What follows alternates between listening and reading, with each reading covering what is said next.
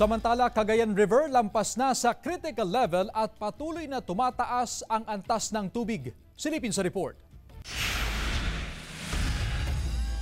Umabot na sa 11.5 meters ang antas ng Cagayan River ngayong hapon, November 19. Lampas na ito sa critical level. Bunsod nito, matinding pagbaha ang nararanasan ngayon sa Tuguegarao City. Sa Barangay Sentro 10, lampas bahay pa rin ang antas ng baha. Nasa halos 1,000 individual ang nasa mga evacuation center. Ayon sa mga opisyal ng barangay, mas mataas ang antas ng bahang nararanasan ngayon kumpara noong nakaraang mga linggo. Kung nasa low-lying area, ma'am, hindi siya lampas bahay po, ma'am, bubong lang po yung nagkikita.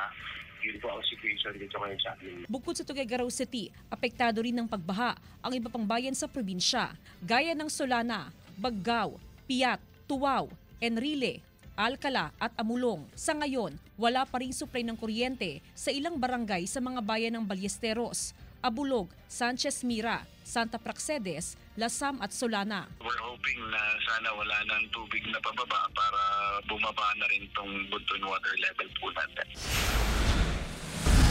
Nararanasan din ng malawakang pagbaha sa Isabela matapos manalasang bagyong Pipito. Sa drone shot na ito, makikita ang lawak ng pagbaha sa probinsya. Apektado na rin maging ang kabuhayan ng mga residente. Kasamang nalubog sa baha ang mga palayan at maisan. Aabot sa 50 barangay ang apektado ng pagbaha sa Ilagan City. Jasmine Gabriel Galban, One North Central Luzon.